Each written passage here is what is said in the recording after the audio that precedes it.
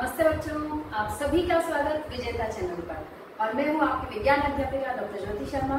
तो बच्चों, आज हम पढ़ने जा रहे हैं जो अध्याय 6 हमने पढ़ा था 9th क्लास का, उसका आगे वाला अंक, वीडियो का आगे वाला अंक जो है जंतु ऊतकों के बारे में। पादप ऊतकों के बारे में हमने पहले अध्ययन कर लिया था कि पादप जिन ऊतकों के बने होते हैं वो पादप ऊतक कहलाते हैं। और पादप ऊतकों को उनके कार्य के आधार पर, संरचना के आधार पर हमने विभज्योतक, सरल स्थायी ऊतक और जटिल स्थायी ऊतकों में बांटा था। और आज हम पढ़ रहे हैं जंतु ऊतकों के बारे में, यानी सभी जंतुओं का जो शरीर होता है वो किन किन ऊतकों से मिलकर बना हुआ होता है, वो जंतु ऊतक कहलाते हैं। अब जो जंतु ऊतक है, हमने मुख्य रूप से उन्हें 4 भागों में बांटा है: एपिथेलियमी ऊतक, संयोजी ऊतक, पेशीय ऊतक और तंत्रिका ऊतक। तो एपिथेलियमी ऊतक जो होता है वो सभी जीवों के शरीर की बाह्य परत का, ये जो सुरक्षात्मक आवरण है हमारा, उसका निर्माण करता है। और एपिथेलियमी ऊतक को उनके आकार के आधार पर, संरचना के आधार पर हमने 4 भागों में बांटा है: सरल शल की एपिथेलियम, स्तरित शल की एपिथेलियम, स्तंभाकार एपिथेलियम और घनाकार एपिथेलियम। इनके बारे में एक एक करके जानकारी अब हम आगे बढ़ते जाएंगे। फिर आ जाता है संयोजी ऊतक। संयोजी ऊतक के जो उदाहरण है वो है रक्त, अस्थि, उपास्थि, वसामय ऊतक, एरियोलोट ऊतक और भी कई सारे ऊतक जो है वो संयोजी ऊतक के प्रकार हैं। और ये ऊतक जो है, संयोजी ऊतक जो है, वो विभिन्न प्रकार के ऊतकों को आपस में जोड़ने का काम करते हैं। तो ये जो ऊतक होते हैं वो मुख्यतः 3 प्रकार के होते हैं: ढीला संयोजी ऊतक, घना संयोजी ऊतक और विशिष्ट संयोजी ऊतक। बच्चों, ये तीनों जो इसके संयोजी ऊतक के प्रकार हैं वो आपके सिलेबस में नहीं है। आपके सिलेबस में सिर्फ संयोजी ऊतक के उदाहरण दे रखे हैं और हम इन्हीं के बारे में चर्चा करेंगे। फिर आ जाता है पेशीय ऊतक। पेशीय ऊतक पेशियों से मिलकर बना है और हमारे शरीर की गति के लिए, गति में ये सहायक होता है। तो पेशीय ऊतक जो होता है वो 3 प्रकार की पेशियों से मिलकर बना होता है: ऐच्छिक पेशी, अनैच्छिक पेशी और हृदय पेशी। नाम से ही आप पहचान सकते हैं कि ये कौन कहाँ पर होगा। फिर आ जाता है लास्ट तंत्रिका ऊतक। तंत्रिका ऊतक तंत्रिका कोशिकाओं से मिलकर बना हुआ होता है और संवेदनाओं को एक स्थान से दूसरे स्थान पर पहुंचाने का काम करता है। तो तंत्रिका ऊतक को मुख्यतः 2 प्रकारों में बांट दिया: केंद्रीय तंत्रिका तंत्र और परिधीय तंत्रिका तंत्र। तो तंत्रिका ऊतक के ये जो दोनों प्रकार हैं, आप अगली कक्षा 10 में नियंत्रण एवं समन्वय एक लेसन है, उसके अंतर्गत पढ़ेंगे। यहाँ पर हम सिर्फ तंत्रिका ऊतक किनसे मिलकर बना है, तंत्रिका कोशिकाओं से मिलकर बना है, तो हम केवल उसकी संरचना ही यहाँ पर समझेंगे। ठीक है बच्चों, तो मोटे तौर पर जंतु ऊतकों को इन 4 प्रकारों में और सब डिविजन्स में बांटा गया है। अब हम आगे एक एक करके इन सभी ऊतकों का अध्ययन करते हैं। एक एक ऊतक के बारे में विस्तृत रूप से पढ़ते हैं बच्चों। तो सबसे पहले हम पढ़ रहे हैं एपिथेलियमी ऊतक। तो जैसा कि मैंने कहा, इसको हिंदी में त्वचीय ऊतक कहेंगे। और जैसा मैंने अभी आपको कहा था कि सभी जीव जंतुओं की जो कोशिका, जो बाहरी आवरण है, उसको बनाने का कार्य ये एपिथेलियमी ऊतक करता है। तो जंतुओं में मुख्य रूप से शरीर का बाहरी आवरण बनाने, अंगों के अंदरूनी हिस्सों और ग्रंथियों को ढकने का कार्य यह करता है। हमारे शरीर के जो अंदर के अंग हैं वो आपस में एक जैसे ही हो जाए तो वो आपस में चिपक न जाए, तो इसलिए उनको, उनका जो आंतरिक आवरण बनाना है, बाहरी आवरण बनाना है, उनको भी अलग अलग रखने का जो एक कार्य है और ग्रंथियों को जो ढकने का कार्य है वो ये वाला ऊतक करता है। तो इस ऊतक की कोशिकाएं आपस में सटे रहकर अनवरत परत का निर्माण करती हैं। यह ऊतक शरीर के बाहरी तथा आंतरिक सतहों की सुरक्षा, अवशोषण, श्रवण व संवेदन में महत्वपूर्ण भूमिका निभाता है। तो कार्यों के आधार पर और संरचना के आधार पर ये 4 प्रकार का होता है। फर्स्ट है सरल शल की एपिथेलियम, जिसे इंग्लिश में कहा जाता है सिंपल स्क्वेमस एपिथेलियम। तो ये अत्यधिक पतली व चपटी कोशिकाओं का बना होता है। गैसों व तरल पदार्थों के अवशोषण या आदान प्रदान वाले भागों में ये पाया जाता है, जैसे रक्त नलिका का आंतरिक स्तर, फेफड़ों की कोशिकाएं आदि। तो बच्चों, आपके स्क्रीन पर जो साथ में ही, मेरे बोलने के साथ साथ में ही जो चित्र चलते रहते हैं, उन्हें भी आप ध्यान से देखिएगा और इनकी संरचना को समझने का प्रयास उन चित्रों के माध्यम से आप कीजिएगा। अगर आपके क्वेश्चन में लघुतरात्मक नहीं दीर्घ उत्तरात्मक प्रश्नों में अगर ये वाला प्रश्न आ जाता है कि एपिथेलियम के ऊतक को समझाइए, तो आपको ये जैसा का जैसा लिख रहा है वैसा का वैसा लिखना है और साथ में इनके चित्र भी बनाने हैं। तो ये चित्र जो मैं आपको डायग्राम दिखा रही हूँ इस पर बोर्ड पर नहीं सॉरी, जो मैं आपको स्क्रीन पर जो चलते रहते हैं डायग्राम, सेम वैसे ही डायग्राम आपको इसमें बनाने होते हैं। आपकी बुक में भी डायग्राम दे रखे हैं, तो जिस तरह से भी आपको इजी लगे उस तरह से आप बना सकते हैं।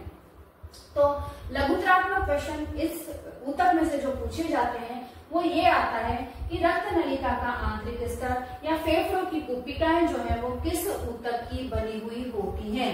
4 ऑप्शन ये आपको दिए हुए होते हैं, तो आपको सरल शल्की एपिथेलियम पर टिक लगाना होता है। ठीक है, तो इसी तरह के जो सिंपल प्रश्न है वो आपसे इस ऊतक में से पूछे जाते हैं। सेकंड जो आ जाता है वो है स्तरित शल्की एपिथेलियम, जिसे कहते हैं स्ट्रेटिफाइड स्क्वेमस एपिथेलियम। तो ये ऊतक कोशिकाओं की कई परतों से मिलकर बना होता है, जैसा कि चित्र में आप देख रहे हैं।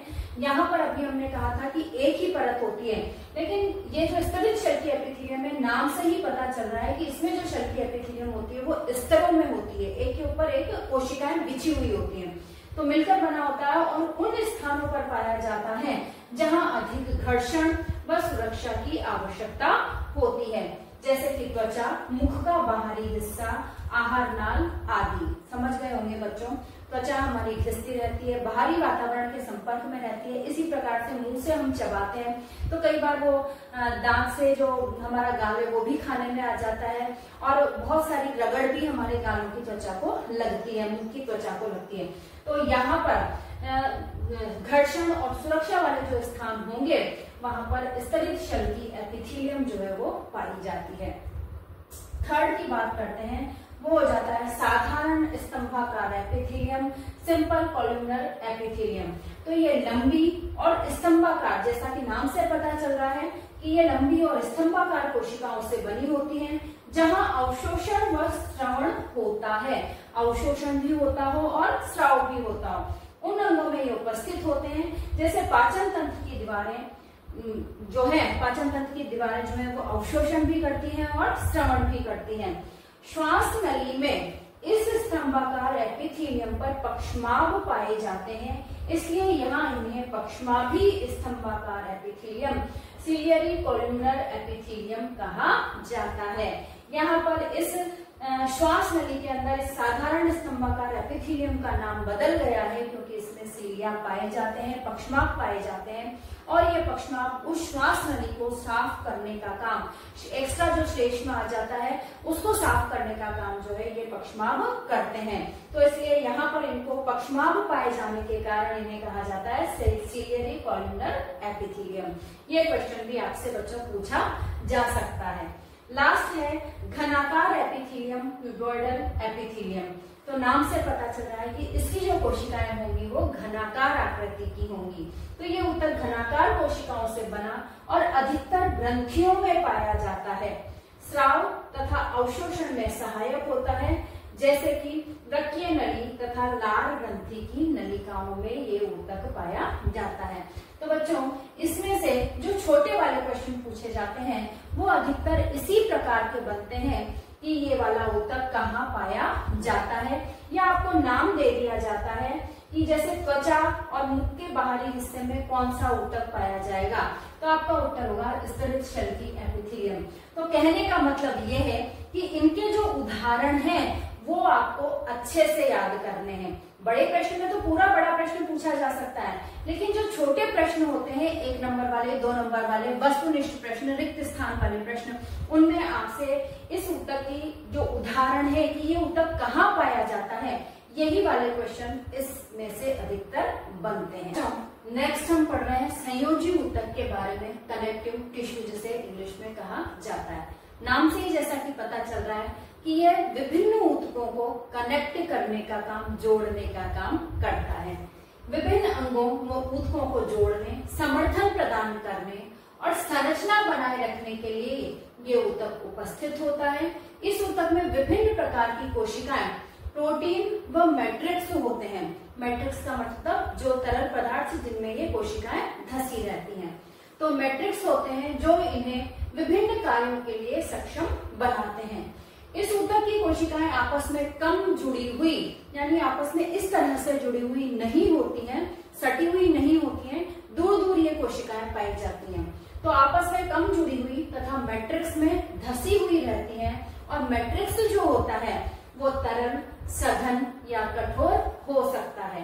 बच्चों, संयोजी ऊतक जो होता है वो 3 प्रकार का होता है। अभी जब सारणी बनाई थी तो मैंने आपको बताया था ढीला संयोजी ऊतक, सघन संयोजी ऊतक और विशिष्ट संयोजी ऊतक। लेकिन ये जो प्रकार हैं वो हमारे सिलेबस में नहीं है, इसलिए हमारे सिलेबस में जो है वो इनके उदाहरण हैं।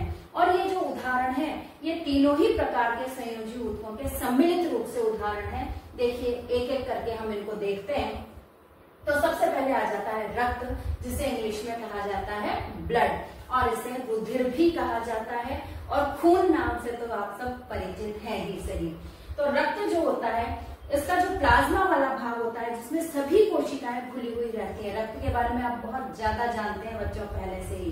तो इसके तरल मैट्रिक्स भाग को प्लाज्मा कहते हैं, जिसमें आरबीसी का मतलब रेड ब्लड सेल्स, लाल रक्त कणिकाएं, डब्ल्यूबीसी व्हाइट ब्लड सेल्स, श्वेत रुधिर कणिकाएं, तथा प्लेटलेट्स जिन्हें रक्ताणु भी कहा जाता है।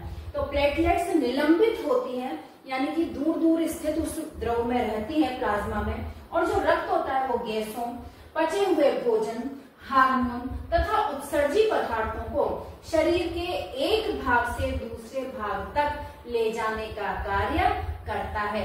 आप सभी जानते हैं पूरे शरीर में हार्ट के द्वारा जो रक्त शुद्ध और अशुद्ध 2 भागों में बटा हुआ होता है। तो शुद्ध रुधिर जो होता है वो इन सब बचे हुए भोजन को, हार्मोन को और गैसों को पहुंचाने का काम करता है, जबकि जो अशुद्ध रुधिर होता है वो मुख्यतः कार्बन डाइऑक्साइड और अपशिष्ट पदार्थों को जगह पर पहुंचाने का, उनके जहां से वो त्यागे जाएंगे वहां पर पहुंचाने का कार्य करता है।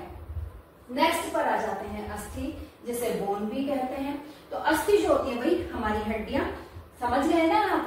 तो अस्थि जो होती है वो अस्थि कोशिकाएं कैल्शियम तथा फास्फोरस से बने कठोर मैट्रिक्स में धसी रहती हैं।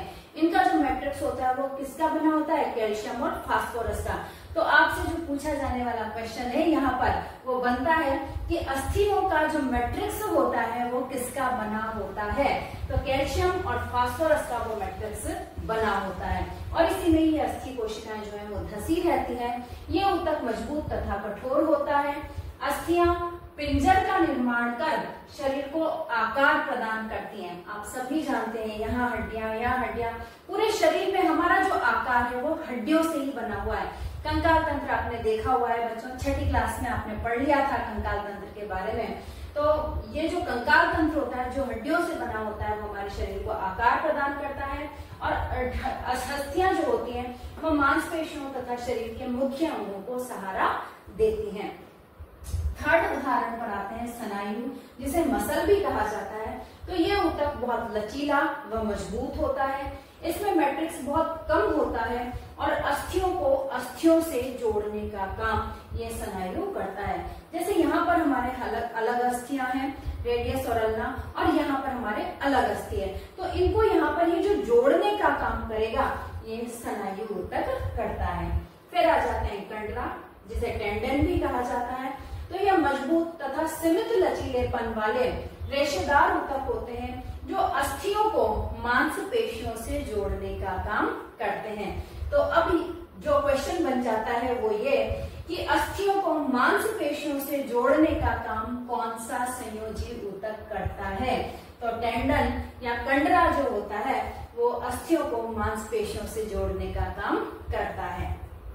उपास्थि, इसे कार्टिलेज भी कहा जाता है। तो इसका मैट्रिक्स प्रोटीन तथा शर्करा का बना होता है, जिसमें कोशिकाएं पर्याप्त स्थान में स्थित होती हैं, बिल्कुल पास पास चिपके हुए नहीं होती हैं। यह अस्थियों के जोड़ों को चिकना बनाता है। नाक, कान, कंठ और श्वास नली में भी उपास्थि होती है। देखिए बच्चों, आपका कान जो है उसमें कोई हड्डी आपको महसूस नहीं होती। इसी तरह से नाक का ये वाला जो हिस्सा है, आगे वाला हिस्सा, इसमें आपको कोई हड्डी महसूस नहीं होती। तो हमारा जो ये सॉफ्ट अंग बनाने का काम है वो भी उपास्थि करती है, और साथ में ही अस्थियों के जोड़ों को चिकना बनाने का काम भी उपास्थि करती है। जैसे हमारे घुटनों में भी उपास्थि होती है, जो ये जांघ के और नीचे पिंडलियों की जो हड्डियां पाई जाती हैं उनके बीच में उपास्थि जो है वो उन जोड़ को चिकना बनाती है। फिर आ जाता है एरियोलर संयोजी ऊतक, इंग्लिश में इसे कहेंगे एरियोलर कनेक्टिव टिश्यू। तो यह ऊतक अंगों के भीतरी अवकाश को भरता है। बीच में जो अवकाश रहता है, जो गुहिकाएं रहती है अंगों के बीच में, उनको भरने का काम ये ऊतक करता है। आंतरिक अंगों को सहारा देता है।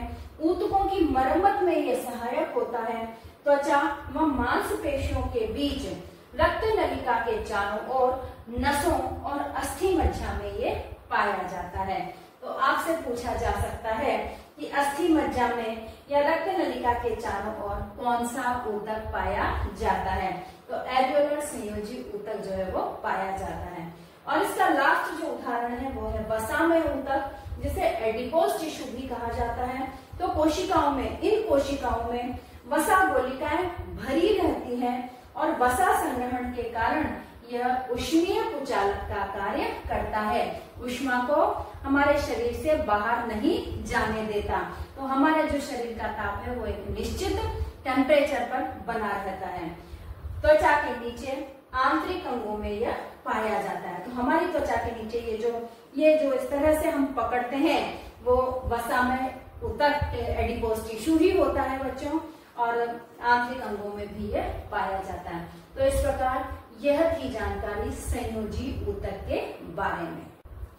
बच्चों, नेक्स्ट आ जाता है पेशीय ऊतक, जिसे मसल टिश्यू भी कहा जाता है।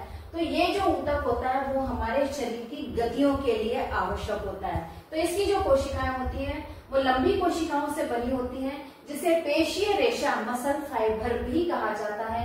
इन कोशिकाओं में विशेष प्रकार का प्रोटीन, मायोफिब्रिलर प्रोटीन जो होता है वो उपस्थित होता है, जिसके संकुचन तथा प्रसार के कारण इन पेशियों में गति होती है। 3 प्रकार की पेशी कोशिकाओं से ये ऊतक बना हुआ होता है। तो पहली है ऐच्छिक पेशी, जिसे वॉल्यूंटरी मसल भी कहा जाता है। तो इस ऊतक की कोशिकाएं लंबी, बेलनाकार, शाखा रहित और बहुनाभिकीय होती हैं, जैसा कि चित्र में आपको दिखाई दे रहा है। सूक्ष्मदर्शीय संरचना में इन पेशियों में हल्के और गहरे रंग की धारियां नजर आती है, इसलिए इन्हें रेखित पेशी भी कहा जाता है। ये पेशियां अधिकतर हड्डियों से जुड़ी रहकर इच्छानुसार शारीरिक गति में सहायक होती हैं, इसलिए इन्हें कंकाल पेशी या ऐच्छिक पेशी नाम दिया गया है। बच्चों, आप समझ गए होंगे इसके नाम से कि हमारे जो इच्छा अनुसार सारे कार्य होते हैं, उठना, बैठना, चलना, दौड़ना, किसी वस्तु को पकड़ना, छोड़ देना, इच्छा अनुसार जितने भी सारे कार्य होते हैं वो सब ऐच्छिक पेशियों की क्रियाओं के द्वारा ही किए जाते हैं, इसलिए इन्हें कहा जाता है ऐच्छिक पेशी। अब आ जाता है अनैच्छिक पेशी, जिसे कहा जाता है इनवॉल्यूंटरी मसल्स। तो इसकी कोशिकाएं तर्करूपी एक केंद्रकीय होती है। सूक्ष्मदर्शीय संरचना में देखने पर इनके अंदर कोई धारी हमें नजर नहीं आती, इस वजह से इन्हें क्या कहा जाता है? अरेखित पेशी भी कहा जाता है।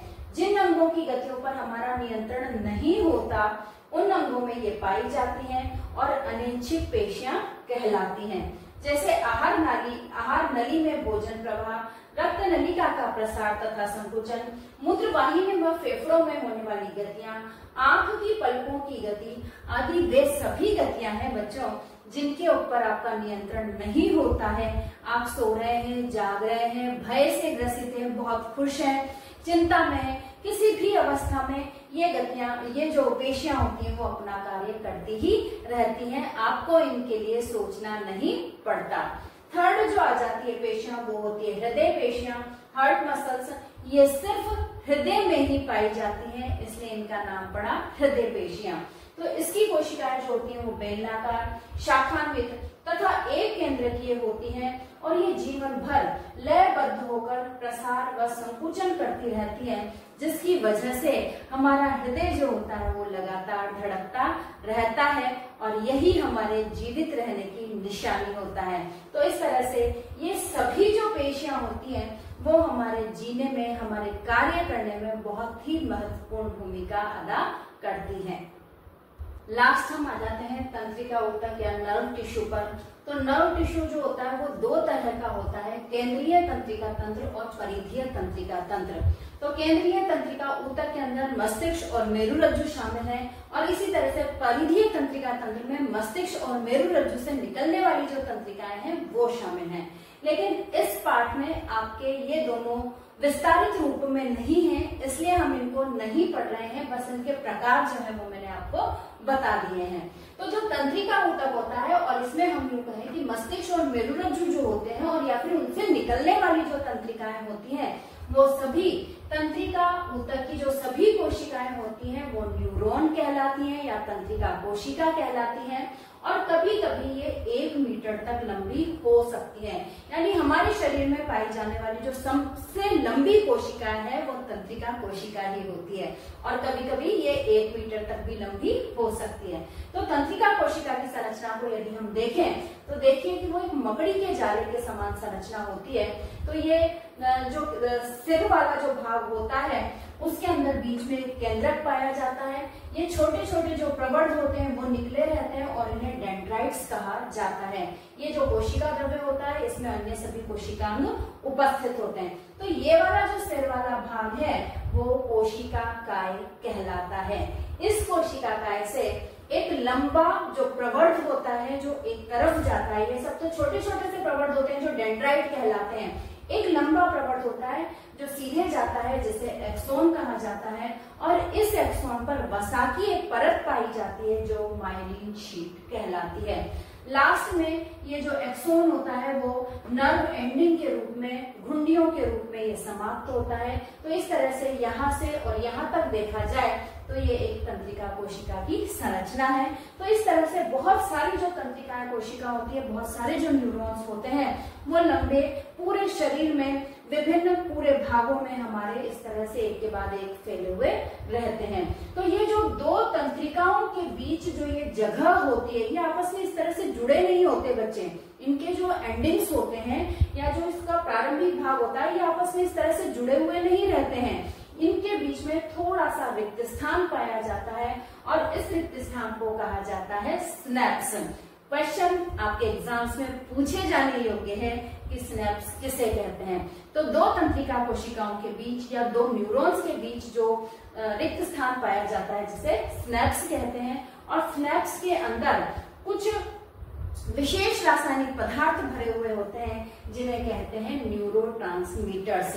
तो ये वाला जो क्वेश्चन है कि स्नैप्स के अंदर क्या उपस्थित रहते हैं, तो न्यूरोट्रांसमीटर्स उपस्थित होते हैं, विशेष रसायन होते हैं। ये रसायन तुरंत जैसे ही कोशिका संवेदना को लेकर आती है तुरंत ये आगे से आगे उस संवेदना को ग्रहण करते हैं और उसे आगे से आगे कोशिकाओं में पहुंचाने का काम करते हैं। तो इस तरह से बच्चों ये होती है न्यूरॉन की या तंत्रिका कोशिका की संरचना, जो अगर आपसे पूछी जाती है तो आपको चित्र बनाना है और इसे डिस्क्राइब भी करना है।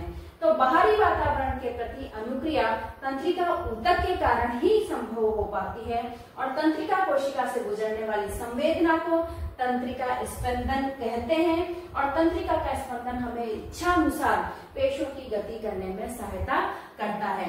बाहरी वातावरण से कांटा चुभ गया हमारे, या गर्म तवे पर हमारा हाथ पड़ गया, या दीपक पर की लो पर हमारा हाथ पड़ गया, अचानक से जो होने वाली क्रियाएं हैं और उनके प्रति हमारा शरीर क्या अनुक्रिया प्रदर्शित करता है, क्या प्रतिक्रिया दर्शाता है, तो ये जो सारी बातें होती है शरीर में, ये जो सारे जवाब होते हैं वो सब तंत्रिका ऊतक की वजह से ही संभव हो पाते हैं। तो बच्चों ये यहाँ तक पढ़ते पढ़ते हम पहुंच गए हैं इस लेसन के एंड पर। तो हमने इस वीडियो के अंक में हमने ये देखा कि जो जंतु ऊतक होते हैं वो कितने प्रकार के होते हैं, कहाँ कहाँ हमारी बॉडी में पाए जाते हैं और वो हमारी बॉडी में क्या क्या कार्य करते हैं। तो कह सकते हैं कि जंतु ऊतक जो होते हैं वो हमारे शरीर की संरचना को बनाए रखने के लिए और हमें कार्य करवाने के लिए बहुत ही आवश्यक होते हैं। ये लेसन बच्चों आपको समझ में आ गया होगा। अगर कोई क्वेरी रहती है तो आप कमेंट बॉक्स में लिख करके उसे आप मुझे भेज सकते हैं। मैं आपको विश्वास दिलाती हूँ कि आपकी उस क्वेरी का समाधान जल्दी ही किया जाएगा। आपको पता है कि आपको क्या करना है, ज्यादा से ज्यादा मित्रों तक, ज्यादा से ज्यादा अपने संबंधियों तक, रिश्तेदारों तक आपको ये वीडियोस पहुंचाने हैं ताकि वो सब भी इन वीडियोस से फायदा ले सकें। और मेरा जो ये बनाने का प्रयास है कि सभी तक ये वीडियोस पहुंचे, उनकी लैंग्वेज में, उनके समझने योग्य भाषा में, तो वो उसको समझ सकें, अपना सिलेबस पूरा कर सकें, ज्यादा से ज्यादा अंक माध्यमिक परीक्षा में प्राप्त कर सकें और एक बहुत अच्छे इंसान भी वो बन सके। इसी के साथ स्वस्थ रहिए, मस्त रहिए और पढ़ते रहिए। थैंक यू बच्चों, नमस्ते।